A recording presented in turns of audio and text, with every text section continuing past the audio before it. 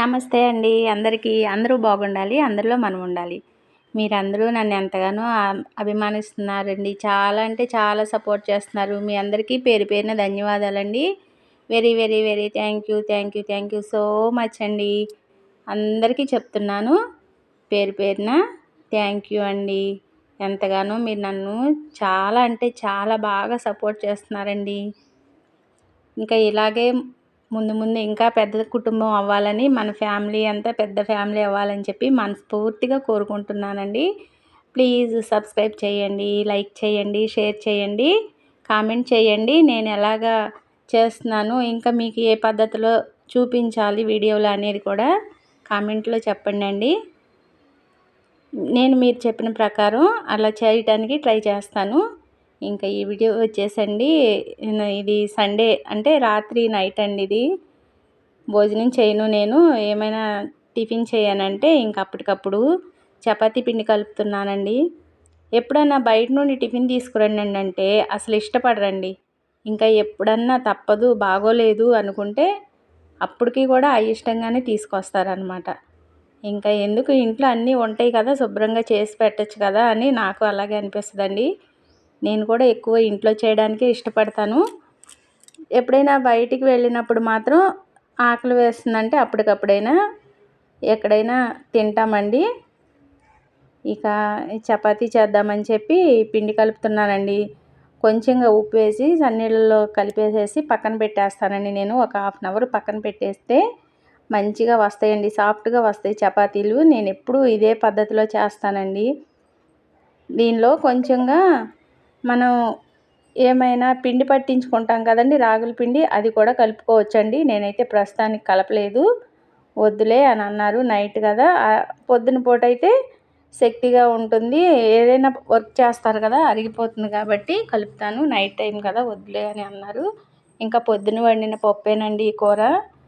ఇంకా ఈ చపాతీలోకి ఈ కూర ఉంది కదా అని చెప్పి ఇంకా అది వేసేద్దాము, చపాతీలు చేద్దామని చెప్పి ప్రిపేర్ చేస్తున్నానండి. ఇంకా ఇంతలో కొంచెంగా ముందులే నేను కొంచెం ఎంత సైజు కావాలనేది ఇలాగా ముద్దలు చేసేస్తానండి. చేసేసి పెట్టేసి మనకి పొరలు పొరలుగా చపాతీలు రావాలంటే నేను ఇలాగా 2 మడతలు 3 మడతలు వేస్తానండి. వేసి చేస్తాను. నేను ఎప్పుడు ఇదే పద్ధతిలో చేస్తాను. అప్పుడు మంచిగా పొరలు పొరలుగా బాగుంటాయండి. తినేటప్పుడు కూడా గట్టిగా ఉండవు, మెత్తగా మంచిగా వస్తాయండి చపాతీలు. అయితే నేను ఎక్కువ చపాతీలు చేసినప్పుడు ఆయిల్ ఎక్కువ యూజ్ చేయనండి. వేయినట్టుగా వేస్తాను. అది ఆయిల్ వేయకపోతే పుల్కాలాగా కూడా చేసుకోవచ్చు. కానీ కొంచెంగా నేను 2 చుక్కల ఆయిల్ వేద్దాంలే అని చెప్పి చపాతీని చేశానండి.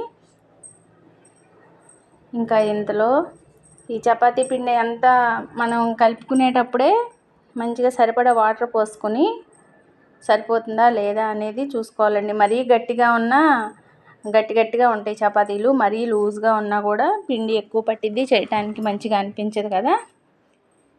ఇంకా నేనైతే ఇలా చేస్తానండి. మీరైతే ఎలా చేస్తారు, ఏ పద్ధతిలో చేస్తారో కామెంట్లో చెప్పండి. వీడియో అంతా ఎక్కడా స్కిప్ చేయకుండా చూడండి. మన ఛానల్కి కొత్తగా వచ్చి ఎవరైనా చూస్తున్నట్లయితే ప్లీజ్ సబ్స్క్రైబ్ చేయండి. మరీ ఇన్నిసార్లు చెప్తున్నానని ఏమీ అనుకోవద్దు. ఇంకా ఇంతలో ఇలాగా చపాతీలు చేయడం అయిపోయిందండి. ఇంకా పేనం పెట్టుకుని, దోశల పేనం వేరే ఉంటుందండి. దోశల పేనం మీద చపాతీలు చేస్తే మళ్ళీ చపాతీలు చేసిన పేనం అయిపోతుంది కాబట్టి దోశలు రావండి. అందుకని నేను దోశలకి వేరే పెనం ఉంటుంది, ఎవరైనా అంతే చేస్తారులేండి. దోశల పెనం వేరే, చపాతీ పెనం వేరే. ముందుగా వెంటనే ఆయిల్ వేసుకోకూడదండి. అటు ఇటుగా ముందుగా పచ్చిగా చపాతీ కాల్చేసి తర్వాత ఆయిల్ చుక్క వేసి అటు ఇటు తిప్పుతా ఎప్పటికప్పుడు ఇలాగా ఈ పెనం మీద అటు ఇటు తిప్పుతూనే ఉండాలండి. అప్పుడే మంచిగా చపాతీ అనేది అన్ని వైపులా మంచిగా కాలుతుంది. చాలా అంటే చాలా టేస్ట్గా ఉంటుందండి.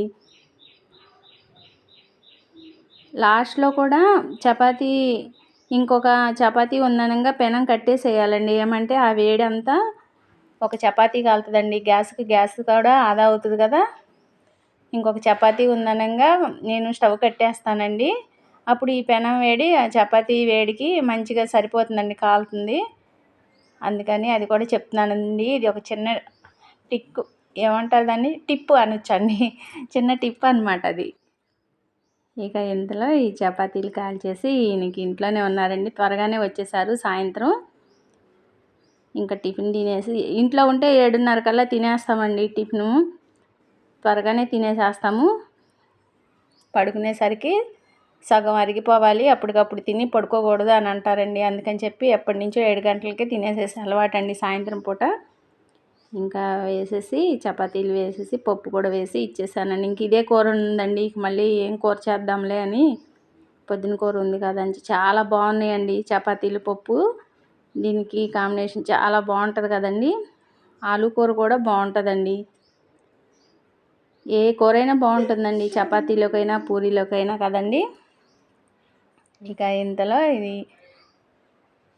ఇక తినేసేసి ఇక నైట్ అయిపోయింది కదండి. ఇది పొద్దున్నే మజ్జిగ చేసేస్తానండి. మళ్ళీ మజ్జిగ కూడా తాగుతాము.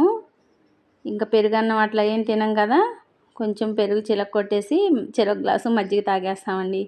ఇంక ఇది తెల్లారి పొద్దునండి, అంటే ఈరోజే టిఫిన్ పెట్టేసి పంపించేసాను కదండి, గారెలు వేశాను. ఇంకా భోజనానికి వచ్చేస్తారు కదా, ఇక వంట ఏం చేద్దామని చెప్పి బీన్స్ ఉన్నాయండి, అవి తీసి కొంచెం నీళ్ళల్లో నానబెట్టాను.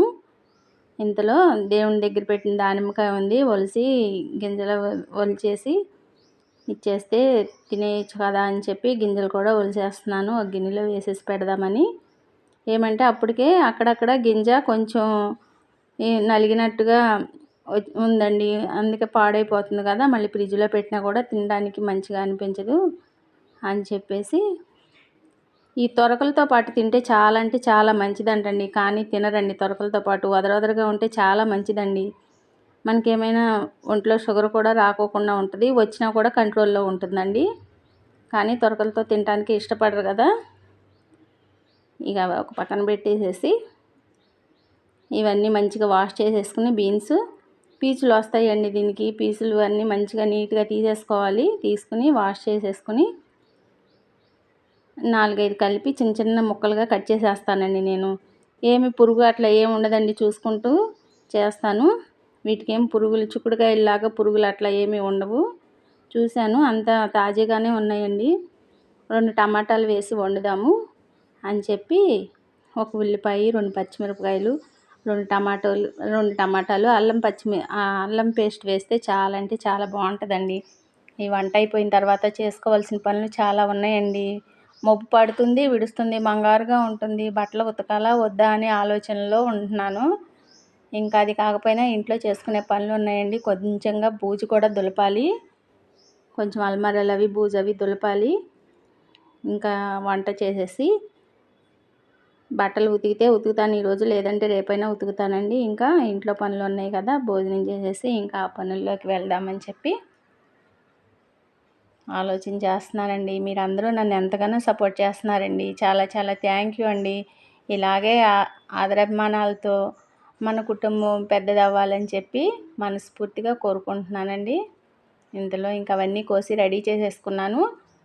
తాలింపు దినుసులు వేసేసానండి. నేను ప్రతి కూరలో ఇంగువ అనేది మాత్రం వాడతానండి. ఎవరైనా ఇంగువ తినొచ్చండి, చాలా డైజెషన్ కూడా చాలా మంచిగా ఉంటుంది, కడుపులో చాలా బాగుంటుందండి, టేస్ట్ కూడా బాగుంటుంది ఇంగువ వేస్తే. ఇంతలో నేను పొద్దున కొంచెం పాలు ఆయనకి కలిపించాను, కానీ నేను తాగలేదు.